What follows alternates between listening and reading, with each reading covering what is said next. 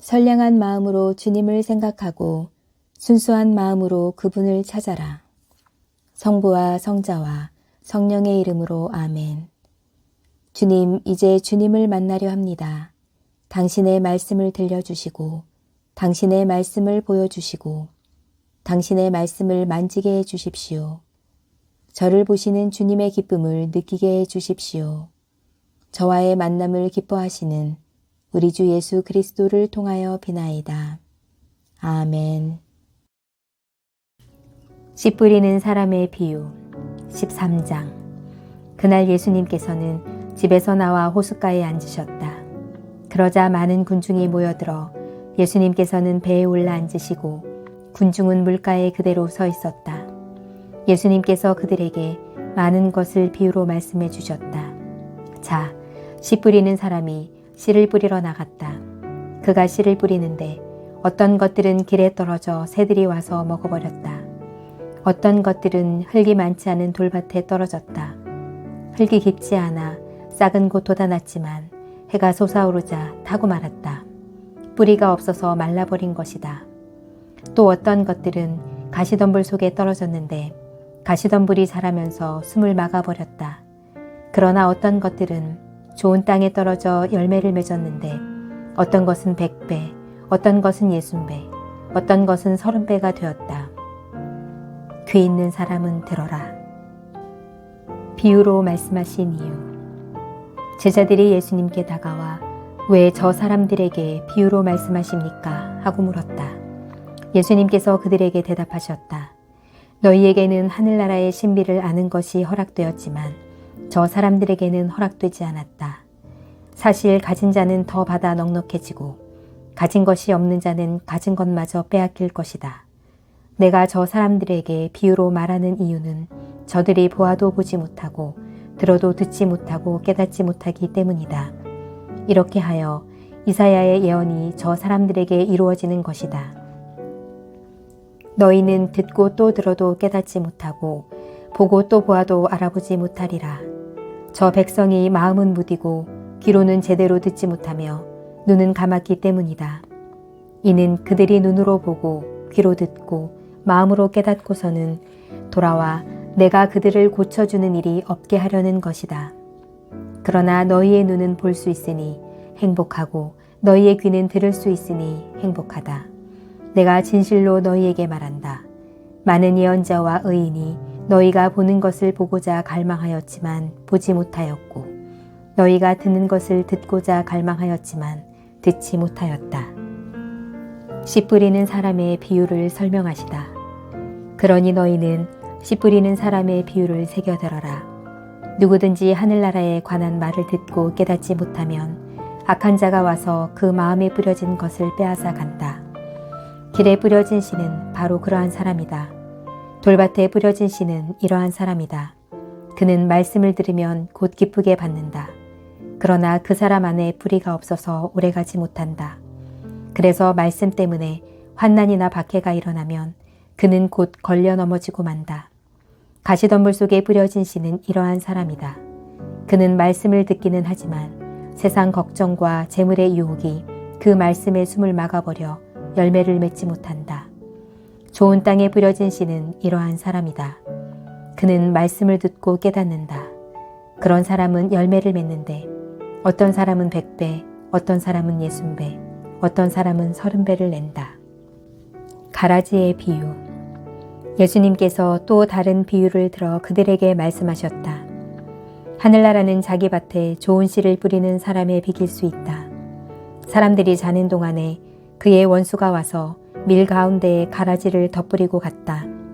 줄기가 나서 열매를 맺을 때에 가라지들도 드러났다.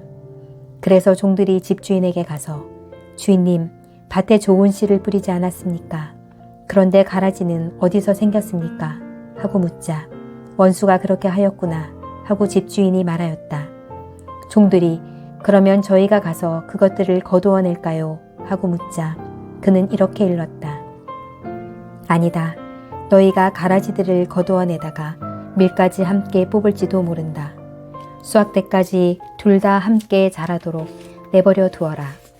수확 때에 내가 일꾼들에게 먼저 가라지를 거두어서 단으로 묶어 태워버리고 밀은 내 곡간으로 모아들이라고 하겠다. 겨자씨의 비유. 예수님께서 또 다른 비유를 들어 그들에게 말씀하셨다. 하늘나라는 겨자씨와 같다. 어떤 사람이 그것을 가져다가 자기 밭에 뿌렸다. 겨자씨는 어떤 씨앗보다도 작지만 자라면 어떤 풀보다도 커져 나무가 되고 하늘의 새들이 와서 그 가지에 깃들인다. 누룩의 비유. 예수님께서 또 다른 비유를 그들에게 말씀하셨다. 하늘나라는 누룩과 같다. 어떤 여자가 그것을 가져다가 밀가루 서말 속에 집어넣었더니 마침내 온통 부풀어 올랐다. 비유를 들어 가르치시다. 예수님께서는 군중에게 이 모든 것을 비유로 말씀하시고 비유를 들지 않고는 그들에게 아무것도 말씀하지 않으셨다. 예언자를 통하여 나는 입을 열어 비유로 말하리라. 세상 창조 때부터 숨겨진 것을 드러내리라 하신 말씀이 이루어지려고 그리 된 것이다. 가라지의 비유를 설명하시다. 그 뒤에 예수님께서 군중을 떠나 집으로 가셨다. 그러자 제자들이 그분께 다가와 밭의 가라지 비유를 저에게 설명해 주십시오 하고 청하였다. 예수님께서 이렇게 이르셨다. 좋은 씨를 뿌리는 이는 사람의 아들이고 밭은 세상이다. 그리고 좋은 씨는 하늘나라의 자녀들이고 가라지들은 악한 자의 자녀들이며 가라지를 뿌린 원수는 악마다. 그리고 수확되는 세상 종말이고 일꾼들은 천사들이다. 그러므로 가라지를 거두어 불에 태우듯이 세상 종말에도 그렇게 될 것이다. 사람의 아들이 자기 천사들을 보낼 터인데 그들은 그의 나라에서 남을 죄짓게 하는 모든 자들과 불의를 저지르는 자들을 거두어 불구덩이에 던져버릴 것이다. 그러면 그들은 거기에서 울며 이를 갈 것이다. 그때의 의인들은 아버지의 나라에서 해처럼 빛날 것이다.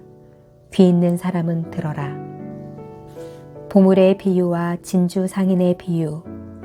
하늘나라는 밭에 숨겨진 보물과 같다. 그 보물을 발견한 사람은 그것을 다시 숨겨두고서는 기뻐하며 돌아가서 가진 것을 다 팔아 그 밭을 산다. 또 하늘나라는 좋은 진주를 찾는 상인과 같다. 그는 값진 진주를 하나 발견하자 가서 가진 것을 모두 처분하여 그것을 샀다.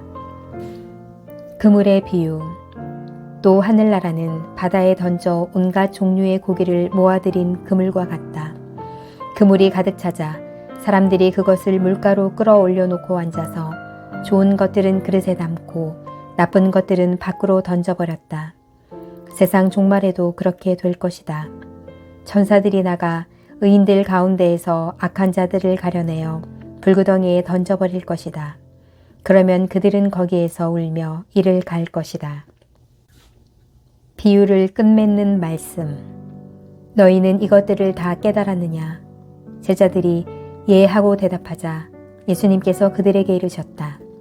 그러므로 하늘나라의 제자가 된 모든 율법학자는 자기 곳간에서 새 것도 꺼내고 옛 것도 꺼내는 집주인과 같다. 예수님께서는 이 비유들을 다 말씀하시고 나서 그곳을 떠나셨다. 나자렛에서 무시를 당하시다. 예수님께서 고향에 가시어 회당에서 사람들을 가르치셨다. 그러자 그들은 놀라서 이렇게 말하였다. 저 사람이 어디서 저런 지혜와 기적의 힘을 얻었을까? 저 사람은 목수의 아들이 아닌가? 그의 어머니는 마리아라고 하지 않나? 그리고 그의 형제들은 야고보, 요셉, 시몬, 유다가 아닌가? 그의 누이들도 모두 우리와 함께 살고 있지 않는가? 그런데 저 사람이 어디서 저 모든 것을 얻었지? 그러면서 그들은 그분을 못마땅하게 여겼다. 그러자 예수님께서 그들에게 이르셨다. 예언자는 어디에서나 존경받지만 고향과 집안에서만은 존경받지 못한다. 그리고 그들이 믿지 않으므로 그곳에서는 기적을 많이 일으키지 않으셨다. 헤로데가 예수님의 소문을 듣다. 14장. 그때 헤로데 영주가 예수님의 소문을 듣고 시종들에게 그 사람은 세례자 요한이다.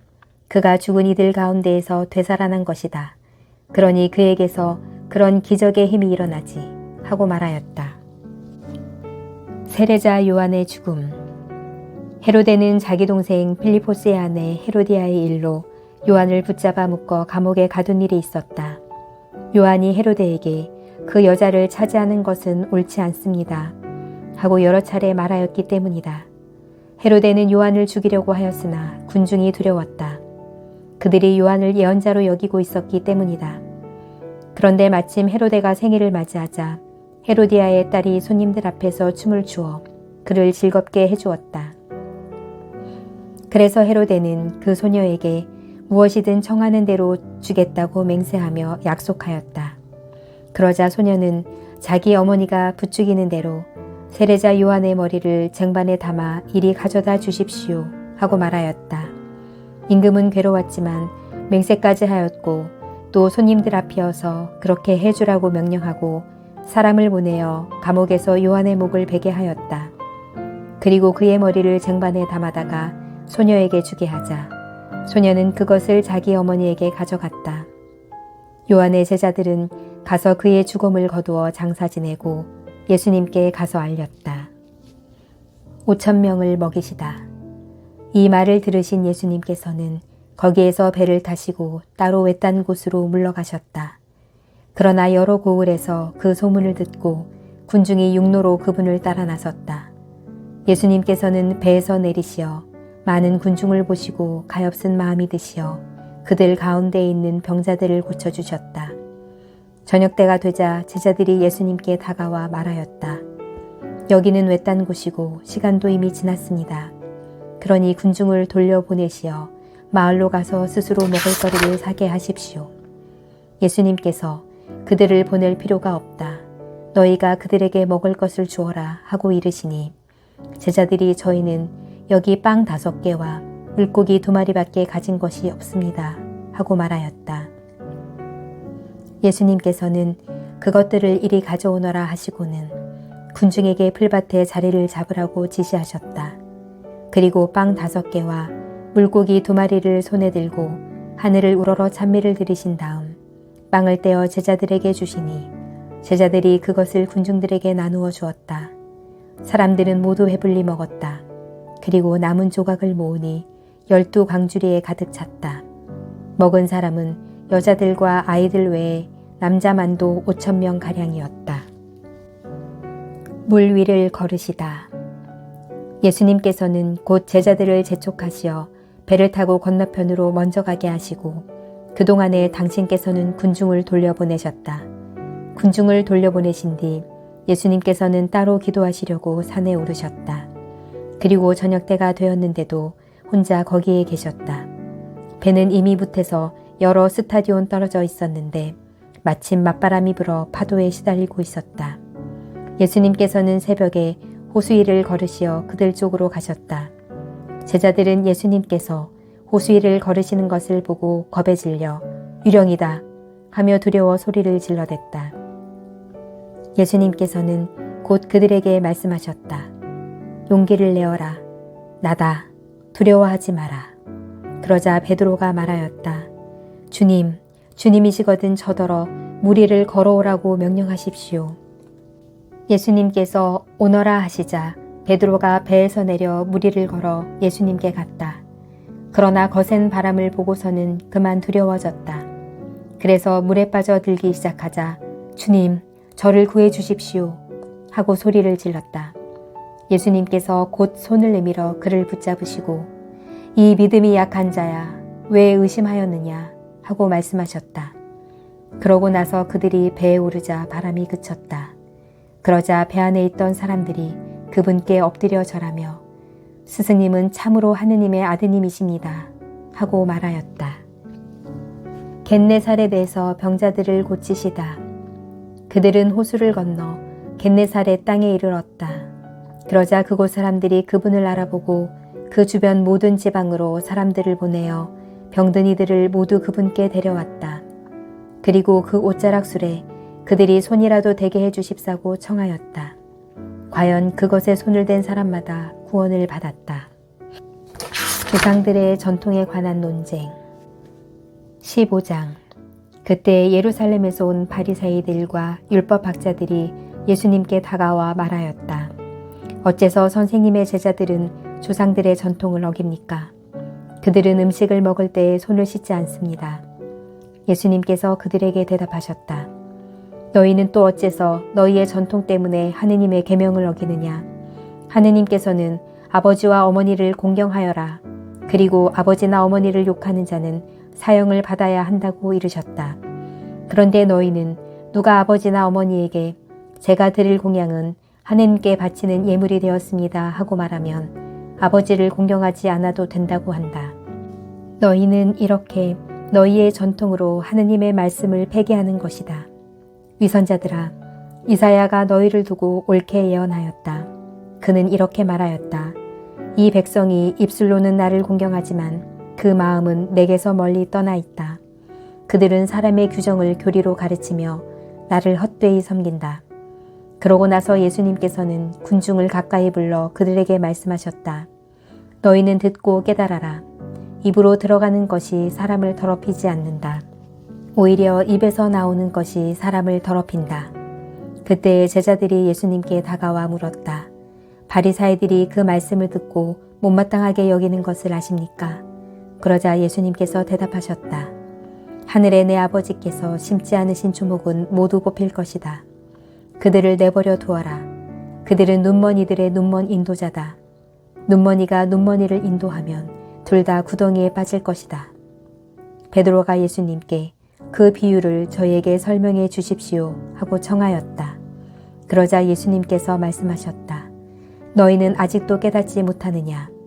입으로 들어가는 것은 무엇이나 뱃속으로 갔다가 뒷간으로 나간다는 것을 이해하지 못하느냐?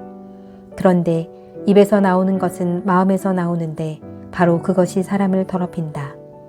마음에서 나쁜 생각들, 살인, 간음, 불륜, 도둑질, 거짓 증언, 중상이 나온다.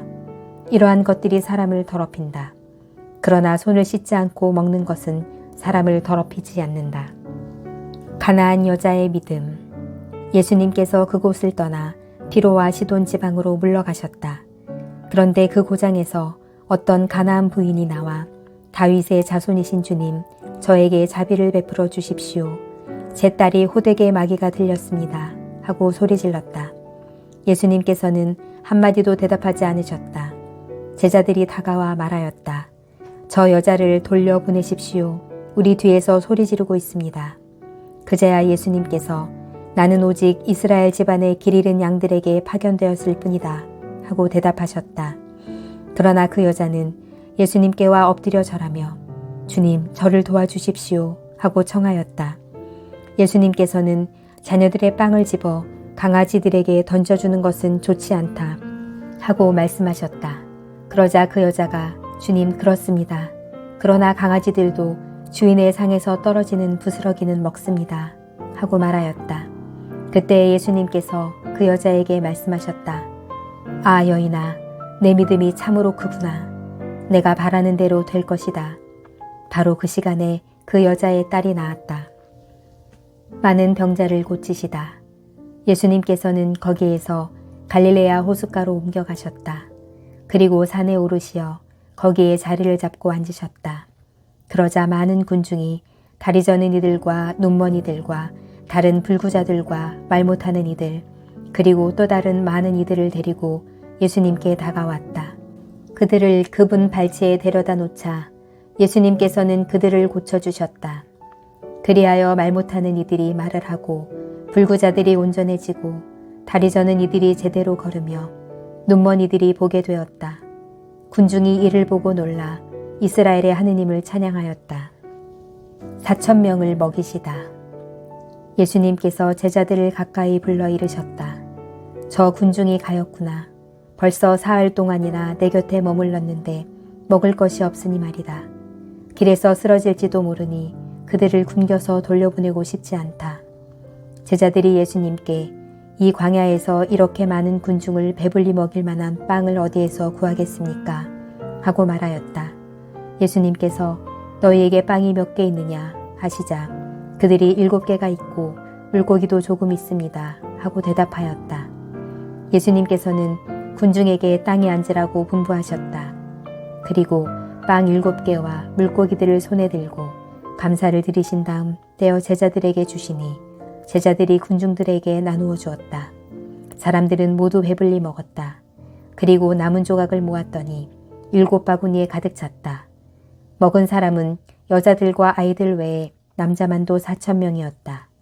예수님께서는 군중을 돌려보내시고 나서 배를 타고 마가단 고장으로 가셨다. 말씀이 사람이 되시어 우리 가운데 사셨다. 우리는 그분의 영광을 보았다.